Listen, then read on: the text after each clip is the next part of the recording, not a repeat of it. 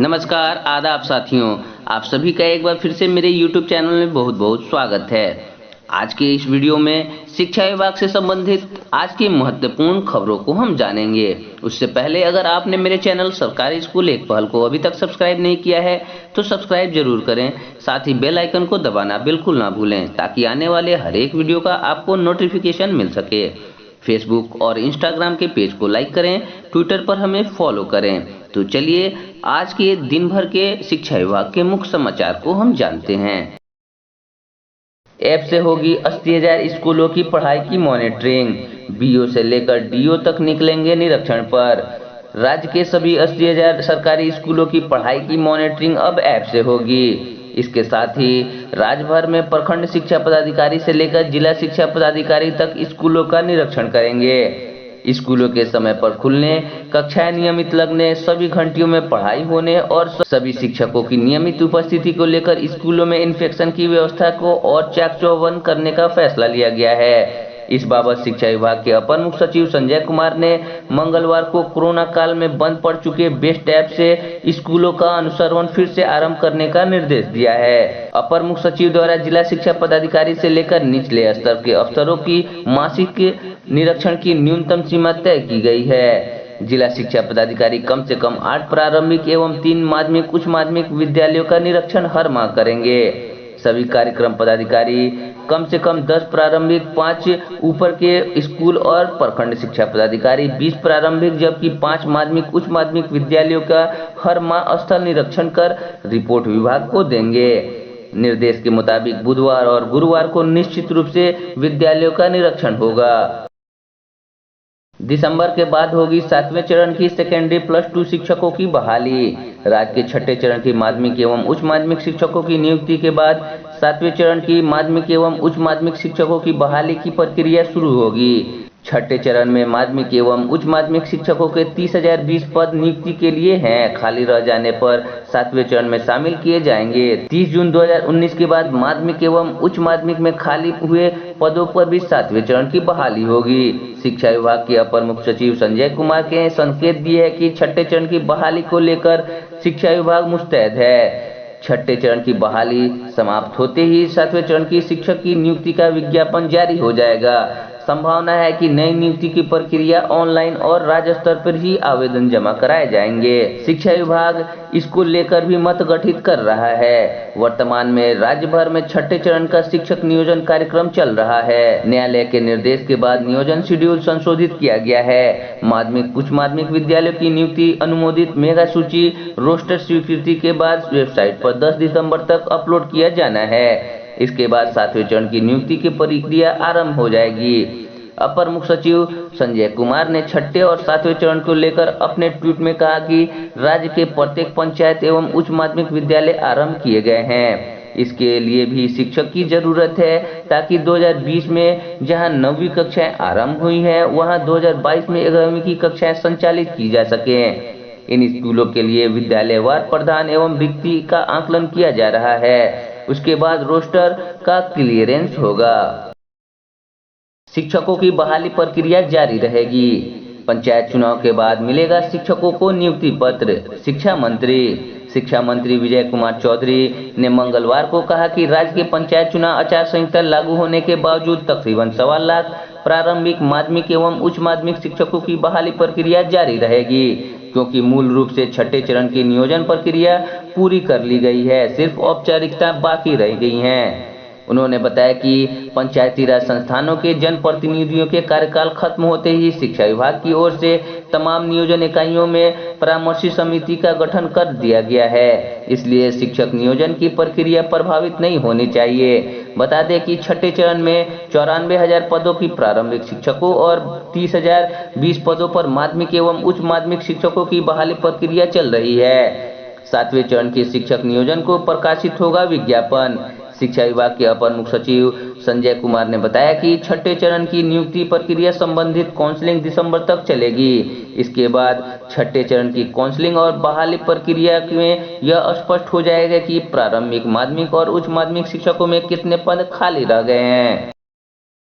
स्कूली बच्चों को दी जाएगी आयरन व कीड़े की गोली। राज्य के सभी सरकारी एवं वित्त संपोषित स्कूलों में बच्चों को कुपोषण से मुक्ति दिलाने के लिए आयरन फॉलिक एसिड की गोली और 6 माह के अंतराल पर कृमि से मुक्ति देने के लिए एल्बेंडाजोल की गोली दी जाएगी। यह अभियान राष्ट्रीय कार्यक्रम एनीमिया मुक्त भारत के तहत चलेगा।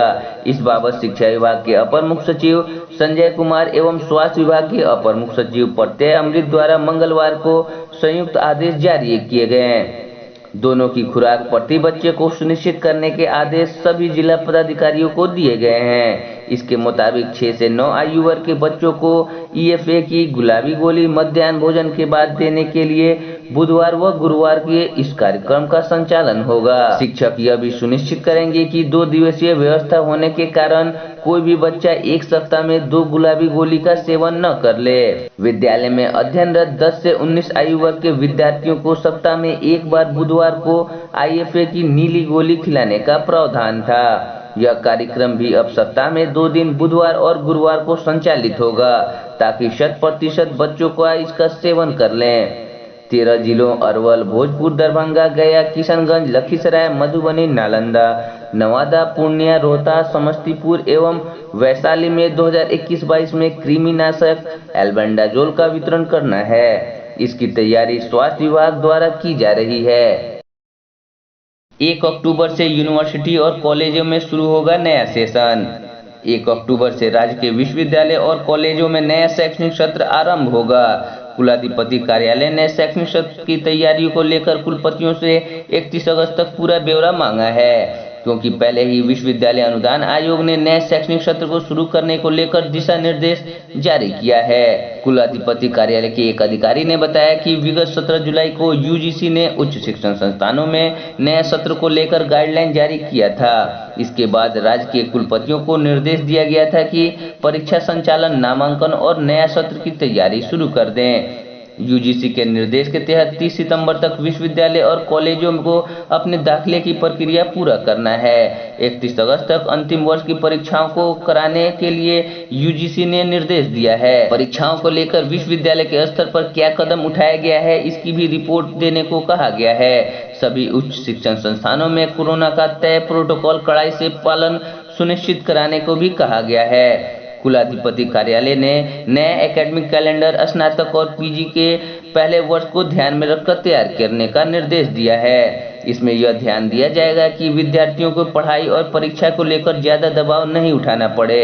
इस बीच विश्वविद्यालय और कॉलेजों में शैक्षणिक सत्र 2021-22 की परीक्षाएं भी करानी होगी। प्रधानाध्यापक की नियुक्ति खुली प्रतियोगिता के आधार पर करने की मांग तेज। बिहार सरकार सूबे की शिक्षा व्यवस्था को दुरुस्त करने हेतु विद्यालय में प्रधान शिक्षक की नियुक्ति BPSC के माध्यम से शुरू करने जा रहा है, लेकिन शिक्षा विभाग द्वारा अधिसूचना जारी होते ही विरोध शुरू हो गया। विभिन्न शिक्षक संगठनों ने अधिसूचना में संशोधन की मांग की है। उच्च विद्यालयों में प्रधानाध्यापक बनने हेतु PG एवं B.Ed M.Ed के साथ 10 वर्ष का लगातार कार्य अनुभव तय किया गया है। वहीं प्राथमिक विद्यालयों में प्रधान शिक्षक हेतु स्नातक एवं B.Ed के साथ 8 वर्षों का कार्य अनुभव तथा 2012 के बाद नियुक्त शिक्षकों के लिए TET की अनिवार्यता रखी गई है। B.Ed उत्तीर्ण शिक्षक संघ समिति के प्रदेश अध्यक्ष दीपांकर गौरे ने बताया कि सरकारी विद्यालय में प्रधानाध्यापकों की नियुक्ति स्वागत योग्य है, लेकिन प्रक्रिया में संशोधन की आवश्यकता है। B.Ed CET परीक्षा में 1,12,000 अभ्यर्थी पास। बिहार B.Ed संयुक्त प्रवेश परीक्षा 2021 का परीक्षा परिणाम मंगलवार को घोषित किया गया। B.Ed CET राज्य नोडल केंद्र ललित नारायण मिथिला विश्वविद्यालय के कुलपति प्रोफेसर सुरेंद्र प्रताप सिंह ने परीक्षा फल की घोषणा की।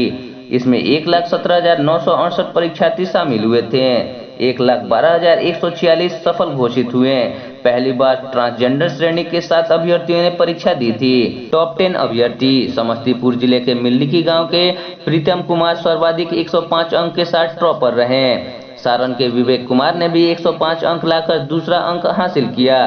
तीसरे स्थान पर खगड़िया के अविनाश कुमार 104 अंक, चौथे स्थान पर पटना जिला के राखी कुमारी 103 अंक, पांचवें स्थान पर नालंदा जिला के आकाश कुमार 102 अंक, छठे स्थान पर झारखंड के अमरेंद्र कुमार 102 अंक, 7वें स्थान पर जहानाबाद के अश्विनी कुमार 102 अंक, 8वें स्थान पर खगड़िया के चंदन कुमार चांद 102 अंक, 9वें स्थान पर मधुबनी जिले के कुमार सुखवंत 102 अंक और 10वें स्थान पर पटना जिले के सोनू कुमार को 102 अंक मिले हैं। देश के 8 राज्यों के स्कूलों में पेयजल की सुविधा। देश के केवल 8 राज्यों ने अपने सभी स्कूलों में पीने के पानी की सुविधा सुनिश्चित की है तथा मेघालय, त्रिपुरा, अरुणाचल प्रदेश जैसे राज्य इस अभियान से काफी पीछे हैं। संसद में हाल में ही पेश एक अस्थायी संसदीय समिति की रिपोर्ट में यह जानकारी मिली है। संसदीय समिति ने इस स्थिति को देखते हुए शिक्षा मंत्रालय से 2021-22 के अंत तक हर शैक्षणिक संस्थान से नल के जल मिशन के तहत पाइप के जरिए सुरक्षित पेयजल की आपूर्ति सुनिश्चित करने की सिफारिश की है। मानसून सत्र के दौरान संसद में पेश शिक्षा, महिला, बाल विकास एवं युवा मामले पर संसदीय समिति की रिपोर्ट में कहा गया है कि समिति यह नोट करती है कि 8 राज्यों ने अपने प्रदेशों के सभी स्कूलों में पीने का पानी की सुविधा सुनिश्चित की है। हालांकि मेघालय, त्रिपुरा, अरुणाचल प्रदेश जैसे राज्य इस अभियान से काफी पीछे हैं। समिति ने 2021-22 के अंत तक हर शैक्षणिक संस्थान में नल के जल मिशन के तहत पाइप के जरिए सुरक्षित पेयजल की सुनिश्चित करने की सिफारिश शिक्षा मंत्रालय से की है। इस संबंध में ग्रामीण विकास मंत्रालय और जल शक्ति मंत्रालय के साथ समन्वय करें। समिति ने विभाग द्वारा किए गए कार्यों की सराहना की। रिपोर्ट के अनुसार समिति ने विभाग द्वारा किए गए कार्यों की सराहना करते हुए सिफारिश की है कि विभाग को की गई कार्रवाई के परिणामों के साथ साथ उस ठोस समय सीमा को भी अवगत कराना चाहिए जिसमें देश के प्रत्येक शैक्षणिक संस्थान में सुरक्षित एवं प्रदूषण मुक्त पेयजल आपूर्ति का लक्ष्य पूरा किया जाएगा। समिति ने पूर्वोत्तर के राज्यों के लिए यह विशिष्ट उपायों की जानकारी मांगी है जो इस अभियान से काफी पिछड़ गए हैं। हाल में ही जल शक्ति मंत्रालय ने बताया है कि देश में 6,85,000 स्कूल, 6,80,000 आंगनबाड़ी केंद्र, 2,36,000 सामुदायिक स्वास्थ्य केंद्रों में पेयजल और मध्याह्न भोजन पकाने के लिए नल के जल की आपूर्ति होती है। इसके अलावा 6,18,000 स्कूलों में शौचालयों में नल का जल पानी आता है। 7,52,000 स्कूलों में नल के जल के पानी हाथ धोने की सुविधा है।